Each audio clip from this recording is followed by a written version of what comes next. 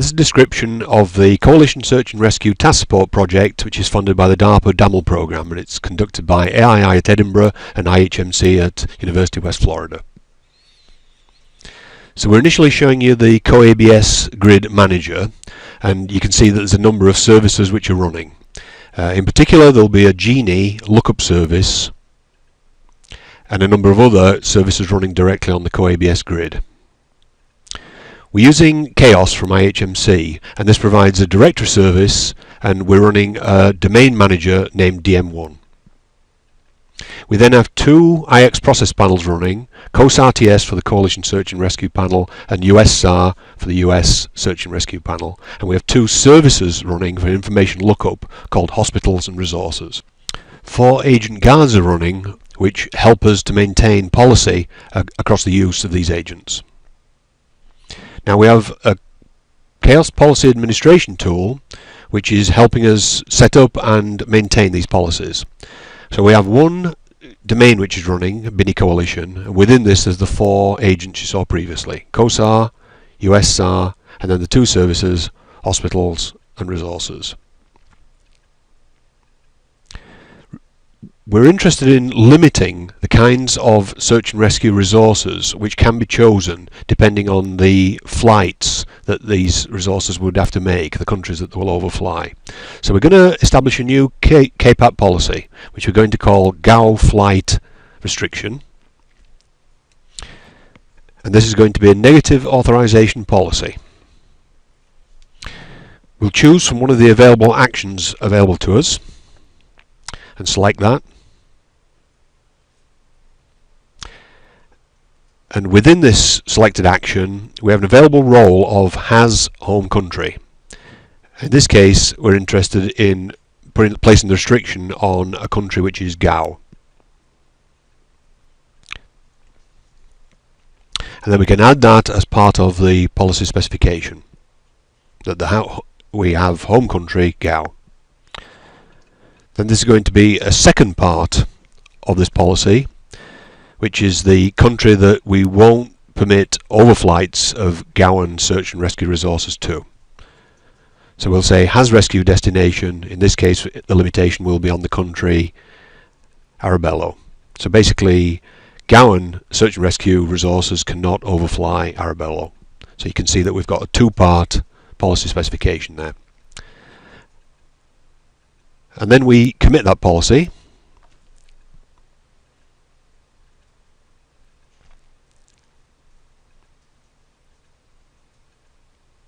And then we want to distribute it.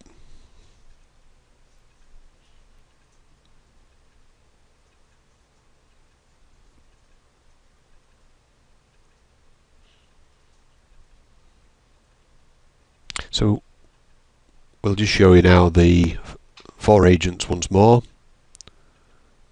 within the KPAT tool, and we can show you that for the resources agent we have that policy in place. So we're now going to move over to show you the 2 process panels which are available. The Coalition Search and Rescue Coordinator is going to be where most of the action of the demonstration takes place, and then we're going to use a US-SAR officer panel to initiate the action, because they would have taken the initial report about the downed airman because it's a US national. So in this case, the US-SAR officer is told to send any reports of downed airmen up to the Coalition Search and Rescue Coordinator for their activity. So we'll take a look at the actions available to us that the process panel can support, and we see there that there's a way to expand the description of this activity using a particular built-in standard operating procedure, and we get the expansion, which is 5 sub-steps here. We can now take a look at the first part, and we see a way to break that down even further. You can see the indented sub-process. And we're going to look at the first part of that, which is to establish the medical capability.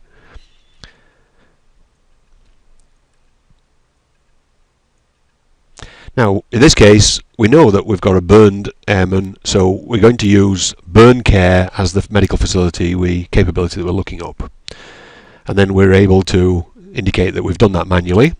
Then we're going to use a service available to us. This is one of the services which is registered. So we can invoke the hospital service to establish medical establish the hospitals we have that can deal with burn capabilities.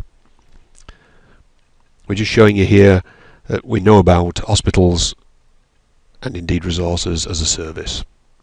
This is in the iSpace tool, which describes services and other agent relationships to this particular panel.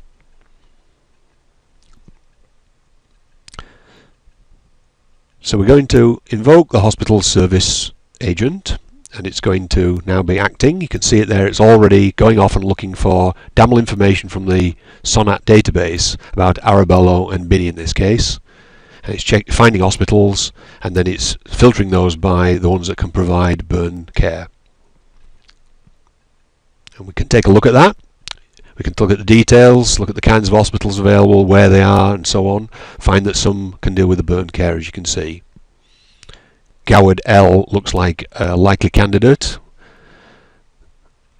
and we're going to be interested in exactly where that hospital is in relationship to the downed airmen.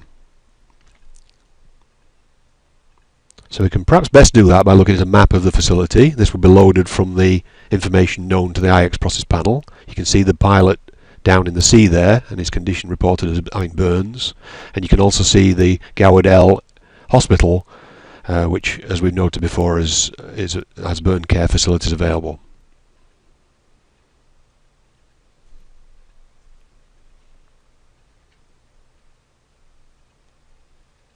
So we're going to go ahead and select that hospital by binding the variable appropriately.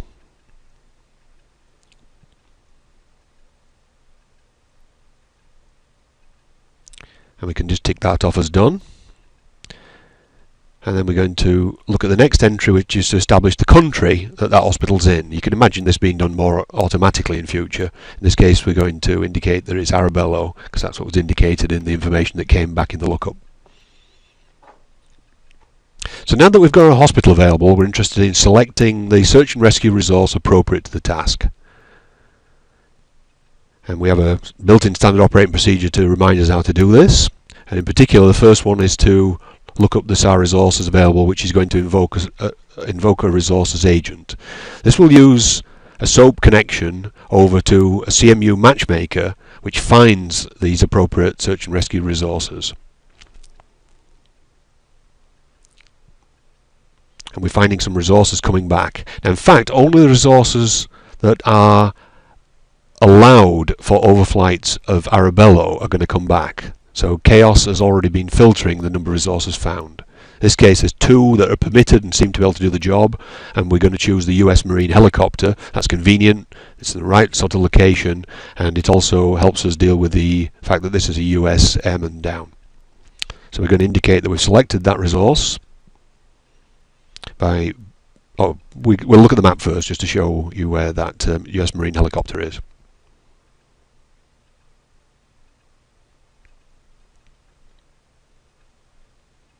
So we're now going to show you that we can bind the variable for the SAR resource selected to the US Marine helicopter, and again we'll indicate we've done that. Again, you can imagine in future much of this could be done in a more automated way. And then we're going to notify the SAR resource itself. This would best be done by talking with the US SAR officer who would control that resource. So it goes back onto the process panel, and when they themselves have notified the helicopter pilot, they would indicate it's done, and you'll see that there's a cascade of done information, done success information flowing back up, turning blue. We've notified the hospital, and we're just going to check what the outstanding issue was that we were asked to just check it as we went along, and yes, the country and SAR resource chosen are allowed together, and that was in fact constrained by the KPAT policy. So that concludes our demonstration. Further information is available at some of the URLs now being shown.